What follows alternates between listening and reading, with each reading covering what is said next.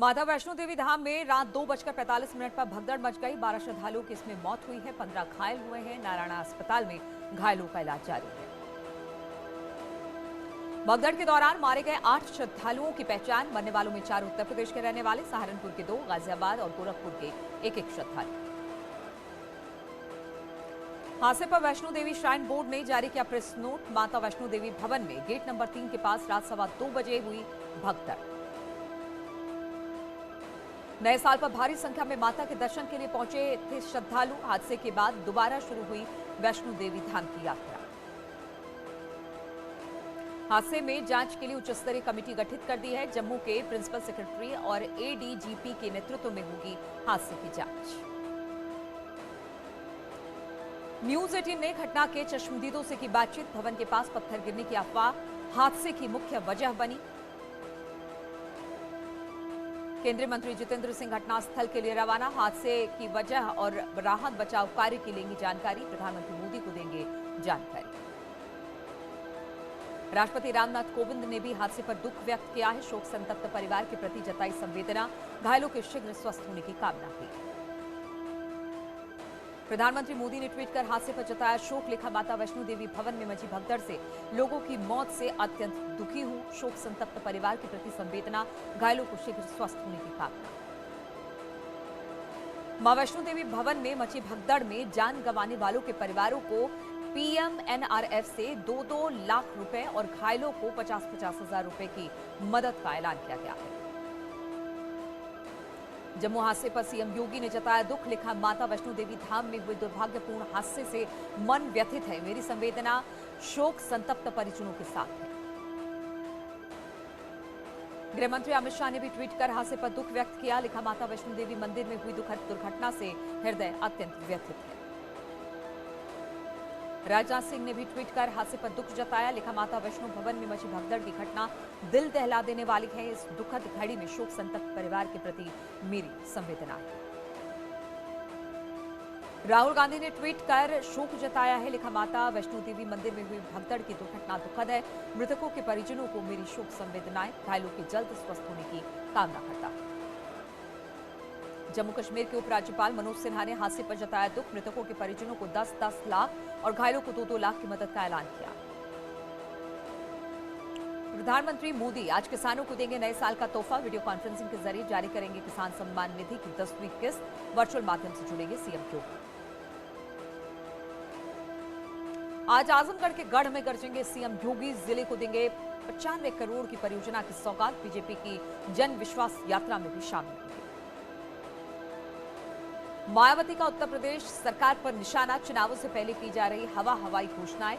रैलियों में झूठी भीड़ जुटाकर हो रही पैसों की बर्बादी।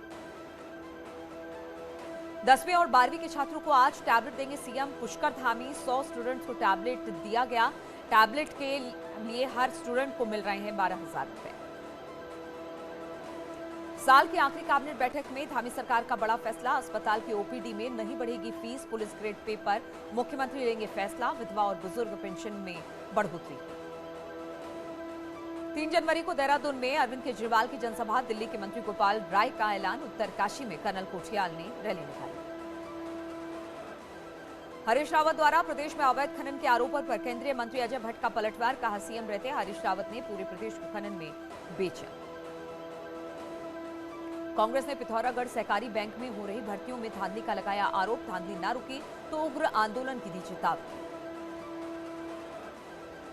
साल के आखिरी दिन बदला गया झांसी रेलवे स्टेशन का नाम। वीरांगना लक्ष्मीबाई रेलवे स्टेशन होगा नया नाम। शहरवासियों ने किया फैसले का स्वागत। जीएसटी काउंसिल की बैठक में कपड़ों पर टैक्स बढ़ाने का फैसला फिलहाल टला। कपड़ा कारोबारियों ने किया फैसले का स्वागत। समाजवादी इत्र लॉन्च करने वाले एमएलसी पुष्पराज जैन के ठिकानों पर इनकम टैक्स की रेड। कानपुर, कन्नौज, नोएडा समेत 50 ठिकानों पर छापेमारी। एसपी नेताओं के घर आईटी की छापेमारी पर पार्टी अध्यक्ष अखिलेश यादव ने तीखी प्रतिक्रिया दी। अखिलेश ने कहा कि बीजेपी नेताओं के इशारे पर हमारे नेताओं के घर छापेमारी की जा रही है। वहीं डिप्टी सीएम केशव मौर्य ने कहा कि पिछली सरकार में जनता का लूटा हुआ धन वापस आ रहा है। उत्तर प्रदेश के मंत्री मोहसिन रजा ने अखिलेश यादव पर सवाल उठाए और उस पर पलटवार किया। मोहसिन रजा ने कहा कि केंद्रीय एजेंसियां पर बार बार सवाल उठाना आपकी हार को दिखाता है। कानपुर के कल्याणपुर में बाइक सवार 4 युवकों की दबंगई, मामूली विवाद में घर में किया पथराव का वीडियो वायरल। झांसी में खुले में घूम रहे मवेशियों पर शहरवासी काफी परेशान है। रात होते ही चौराहों पर जमा हो जाते हैं सैकड़ों मवेशी, आने जाने वाले को भारी परेशानी होती है। 18 साल से कम उम्र के बच्चों के लिए वैक्सीन का रजिस्ट्रेशन आज से शुरू हो रहा है। 3 जनवरी से लगेगी 15 से 18 साल के बच्चों को वैक्सीन। स्वास्थ्य विभाग की तैयारी पूरी। देश में फिर से बढ़ने लगे कोरोना के मामले। पिछले 24 घंटे में कोरोना के 22,775 नए मामले, 406 कोरोना संक्रमितों की मौत। दिल्ली में 22 मई के बाद एक बार फिर से सबसे ज्यादा कोरोना केसेस 1,796 नए केस सामने आए हैं। एक्टिव मरीजों की आंकड़ा अब 4,400 के पार पहुंच गया है। देश में ओमिक्रॉन के बढ़ते मामले 1,431 तक पहुंचे। महाराष्ट्र में सबसे ज्यादा 454 मामले, दिल्ली में 351 और उत्तर प्रदेश में ओमिक्रॉन के 8 मामले दर्ज किए गए। उत्तराखंड में बीते 24 घंटे में कोरोना के 88 नए मामले सामने आए हैं। देहरादून में सबसे ज्यादा 48 नए मामले, एक्टिव मरीजों की संख्या 300 के पार पहुंची।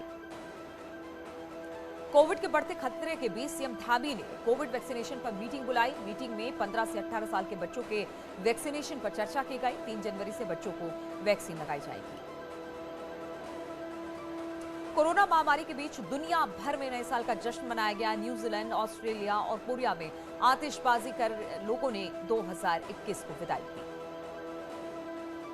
राष्ट्रपति रामनाथ कोविंद, प्रधानमंत्री नरेंद्र मोदी, गृह मंत्री अमित शाह समेत कई नेताओं ने देशवासियों को नए साल की बधाई दी। धर्मनगरी वाराणसी में अनूठे अंदाज में नए साल का स्वागत किया गया। 1001 शंखों की ध्वनि के साथ 2022 का स्वागत बाबा विश्वनाथ मंदिर से शुभारंभ किया गया। मेरठ में नाइट ड्यूटी में तैनात पुलिसकर्मी ने केक काटकर मनाया नए साल का जश्न। लोगों से कोविड गाइडलाइन के पालन की अपील की। कुशीनगर में कोविड गाइडलाइन का जमकर उल्लंघन हुआ। डीजे की धुन पर रात भर चलता रहा युवतियों का डांस। सैकड़ों लोगों की भीड़ जुटी। नए साल के पहले दिन मंदिरों में लगी भक्तों की भीड़। सभी मंदिरों में पूजा अर्चना के साथ करना चाहते हैं नए साल की शुरुआत।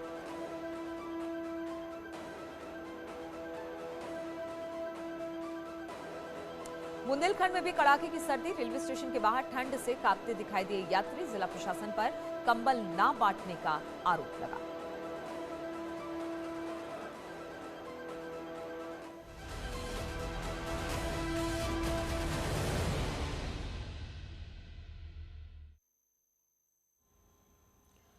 और नोएडा से इस वक्त खबर आ रही है, हेलीपोर्ट बनाने की प्रक्रिया अब तेज कर दी गई है। नोएडा प्राधिकरण ने तैयारी तेज की है। हम आपको बता दें कि सेक्टर 151A में ये हेलीपोर्ट बनेगा। अप्रैल 2022 में शुरू होगा हेलीपोर्ट का काम। पीपीपी मॉडल पर तैयार किया जाएगा इस हेलीपोर्ट को।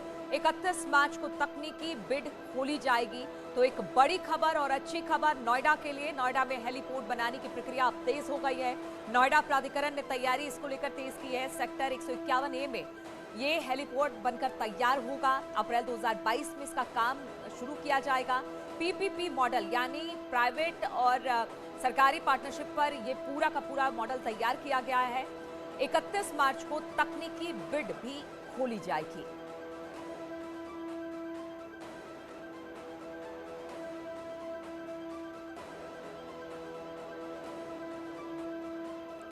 तो नोएडा से अच्छी खबर है, हेलीपोर्ट बनाने की प्रक्रिया अब तेज हो गई है। नोएडा प्राधिकरण ने तैयारी तेज कर दी है और सेक्टर 151A में अब हेलीपोर्ट का निर्माण कराया जाएगा, जिसके लिए मार्च में जो टेंडर की प्रक्रिया होती है उसे शुरू कर दिया जाएगा।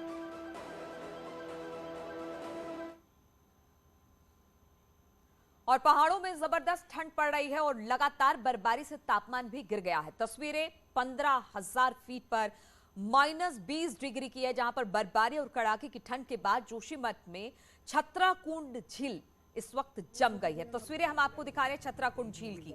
जमने के बाद आईटीबीपी के अधिकारी और जवान स्केटिंग के लिए यहां पर पहुंच रहे हैं, तो वहीं पर्यटक भी यहां पर इस झील का आनंद लेने के लिए पहुंच रहे हैं। वहीं कड़ाके की ठंड के बाद औली में भी बनी आर्टिफिशियल झील का पानी जम गया है। लगातार पड़ रही कड़ाके की ठंड से चारों तरफ पानी जमना शुरू हो चुका है। झील का पानी अब बर्फ का आकार ले चुका है, जिसपे लोग अब स्केटिंग करते दिखाई दे रहे हैं।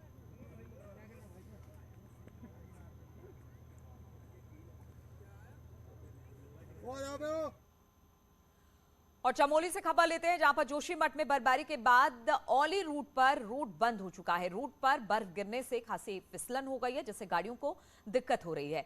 यहां तक कि आईटीबीपी और सेना की गाड़ियां भी रास्ते में फंसी हुई हैं। इसके बाद जोशीमठ की एसडीएम और कुमकुम जोशी ने तुरंत ही सड़क पर नमक के छिड़काव के आदेश दिए हैं और बर्फ साफ करने के सख्त निर्देश भी दिए हैं।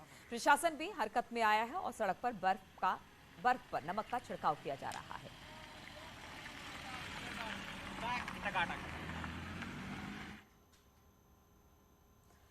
और रुकेंगे यहां पर छोटे से ब्रेक के लिए, जल्द हाजिर होते हैं।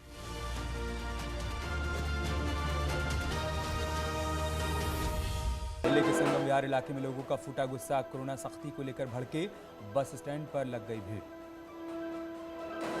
महाराष्ट्र के अहमदनगर में नियम नहीं मान रहे हैं नेता, शादी में नहीं दिखा पाबंदियों का कोई असर, भारी संख्या में पहुंच रहे हैं लोग।